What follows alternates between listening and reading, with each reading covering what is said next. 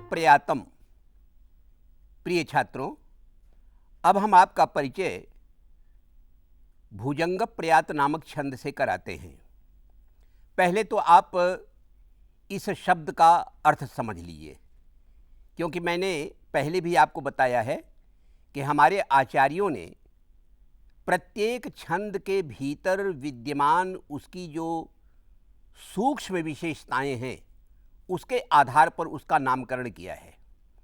तो यदि आप नाम के रहस्य को जान लें तो उससे जो है उस छंद का सारा स्वरूप आपकी समझ में आ जाता है।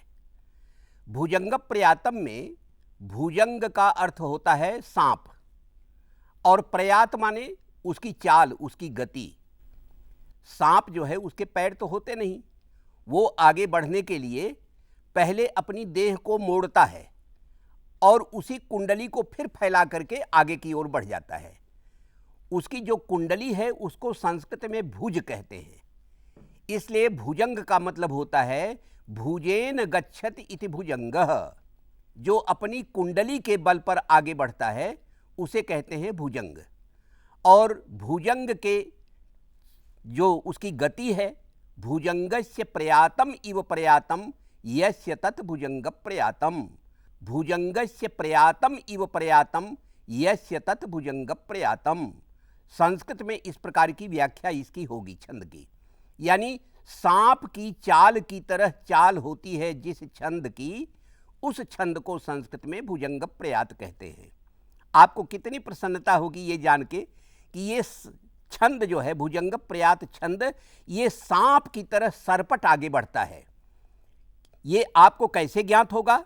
ये ज्ञात होगा इस छंद के प्रत्येक चरण में आने वाले अक्षरों में जो गति होती है उसको जो है अक्षर मैत्री कहते हैं।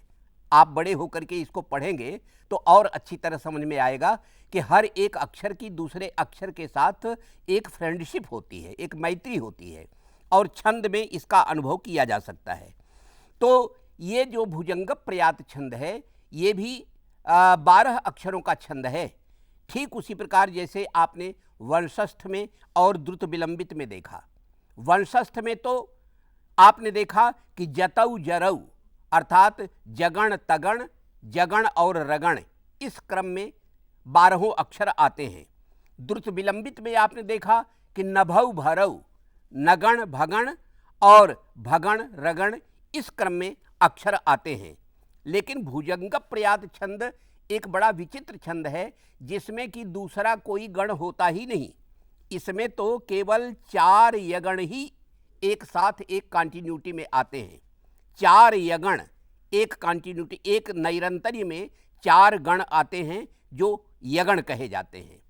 तो अब आप पहले यगण का स्वरूप जान लीजिए। यगण किसे कहेंगे कि आदि लघुर यह, अर्थात यगण उसे कहते हैं जिसमें आदि अक्षर लघु होता है और बाद के दोनों अक्षर दीर्घ होते हैं।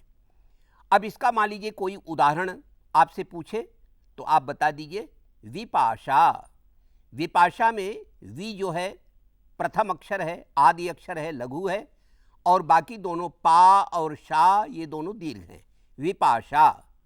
अब इसी विपाशा शब्द को यदि आप 4 बार दोहरा दें तो आप भुजंग प्रयात का पूरा एक चरण बना देंगे। मैं आपको कई शब्द विकल्प में देता हूं, उन शब्दों के माध्यम से आप इसके चरण की गति को या चरण के स्वरूप को अच्छी तरह से समझ जाएंगे। जैसे विपाशा विपाशा विपाशा विपाशा, नमामो नमामो नमामो नमामः, गणेशः गणेशः गणेशः गणेशः, स्वराष्ट्रम स्वराष्ट्रम स्वराष्ट्रम स्वराष्ट्रम। इसी प्रकार के बहुत से शब्द आप इकट्ठा कर सकते हैं। घर पर बैठ करके आप अभ्यास कीजिए। ऐसे 100-150 शब्दों को आप इकट्ठा करें कि जिनमें यगण आए, और उस यगण को 4 बार आप दोहरा दें तो आपकी ये कविता बन जाएगी भुजंग प्रयात में। अब इसका लक्षण के बारे में हम चर्चा करते हैं। हमारे आचार्यों ने इसका लक्षण भी इसी तरह से दिया है। मैंने आपको पहले भी बताया था कि इन छंदों का लक्षण भी एक प्रकार से उस छंद का उदाहरण बन जाता है। तो जैसे भुजंग प्रयात का जो लक्षण दिया है आचार्य केदार भट्ट ने, उन्होंने कहा भुजंग प्रयातम चतुर्भिर यकारैः, भुजंग प्रयातम चतुर्भिर यकारैः, अर्थात 4 यकारों के द्वारा, यकार माने यहाँ पर यगण, 4 यगण के माध्यम से भुजंग प्रयात का एक चरण बनता है। और चूंकि ये समवृत्त छंद है तो जैसा एक चरण होगा वैसे ही अन्य तीनों चरण भी होंगे। तो भुजंग प्रयात में इसी तरह से 4 यकार आएंगे। ये छंद जो है, मैंने बताया आपको कि इसमें अक्षरों की योजना इस प्रकार से की गई है कि एक जैसे भागता हुआ सर्प जैसे गतिशील होता है, उसी प्रकार सारे अक्षर भागते हुए से दिखाई पड़ते हैं। और ये बात जो है व्याख्या से कम समझ में आती है, बल्कि अनुभव से ज़्यादा समझ में आएगी, क्योंकि बहुत सी चीज़ें ऐसी होती हैं बच्चों जिसे कि अनुभव तो किया जा सकता है, लेकिन उसको एक्सप्लेन, उसकी व्याख्या करना बड़ा कठिन है। तो आप देखें कि मतलब इसमें एक कविता मैं पढ़ रहा हूँ, वो गोस्वामी तुलसीदास की है।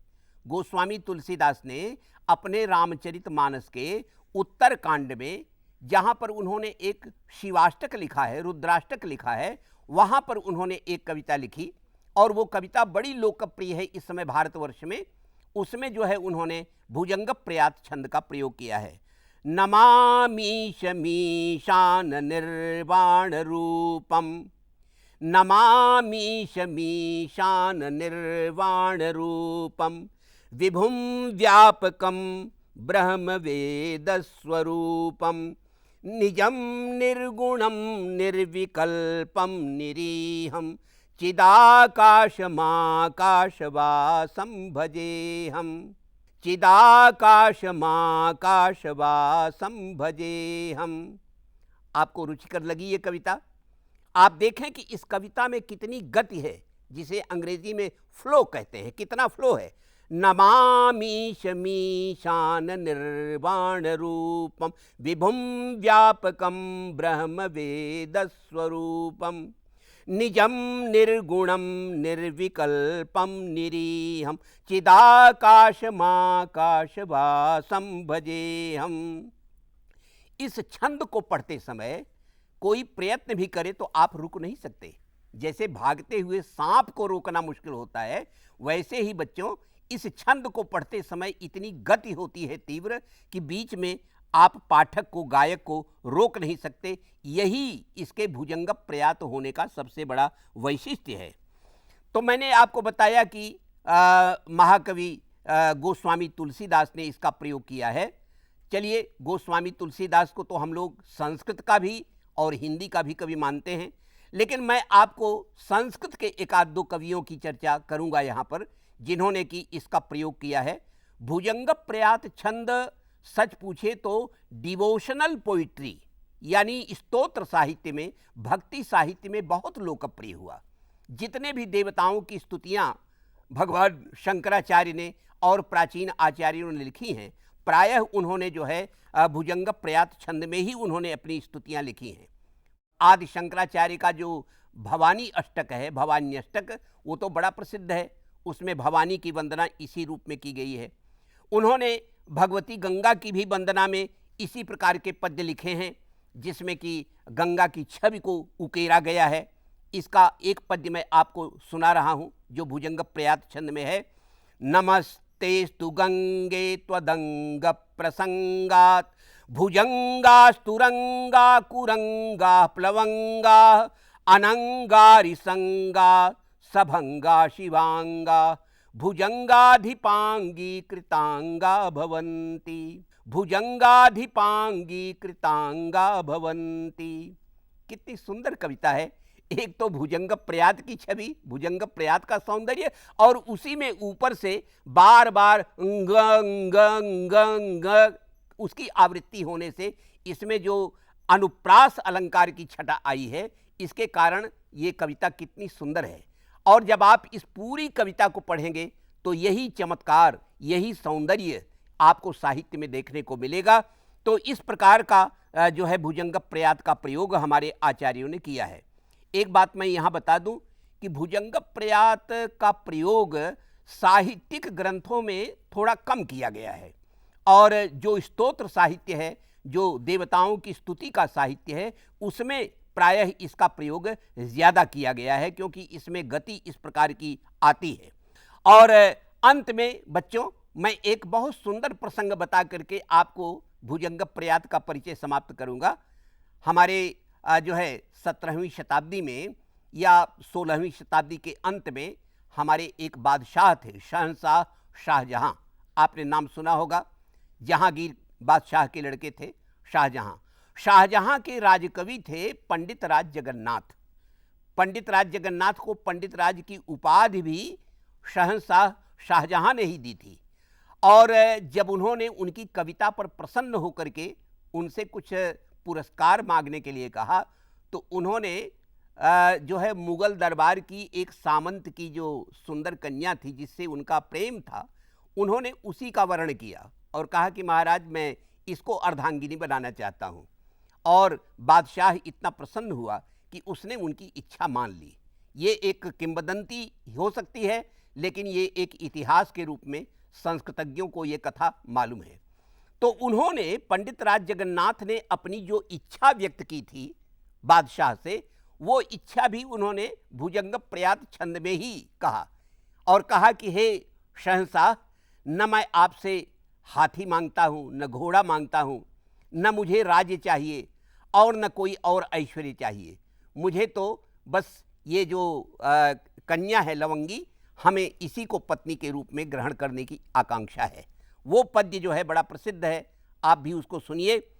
न याचे गजालीम न वा वाजिराजिम न वित्तेषु चित्तम मदीयम कदाचित इयं सुस्तनी मस्तकन्यस्तकुंभा कुरंगी लवंगी दृगंगी करोतु। न याचे गजालीम न वा वाजिराजिम न वित्तेषु चित्तम मदीयम कदाचित इयं सुस्तनी मस्तकन्यस्तकुंभा कुरंगी लवंगी दृगंगी करोतु। कुरंगी लवंगी दृगंगी करोतु। तो इस तरह से भुजंग प्रयात छंद पूरे संस्कृत साहित्य में प्राचीन काल से अब तक बिखरा हुआ है। आज भी अनेक नए परंपरा के कवि हैं जो भुजंग प्रयात छंद में रचना कर रहे हैं। और इस छंद में भी बच्चों, अंत में मैं बता दूं कि इसमें चरणांत यति होती है, यानी पूरा चरण कहने के बाद ही जो है पाठक विश्रांत होता है, बीच में कहीं इसमें रुकना नहीं पड़ता है। तो इस प्रकार का यह जो ललित भुजंग प्रयात छंद है, आपने इसका अच्छी तरह से परीक्षण किया कि इसका नाम क्या है, नाम के रहस्य का क्या है इसका, और फिर इसमें कितने गण होते हैं और गणों का स्वरूप क्या होता है, और इसका साहित्य जो है आपको किस रूप में उपलब्ध होता है पिछले 2000 वर्षों में। आशा है कि ये छंद आपको प्रिय लगा होगा।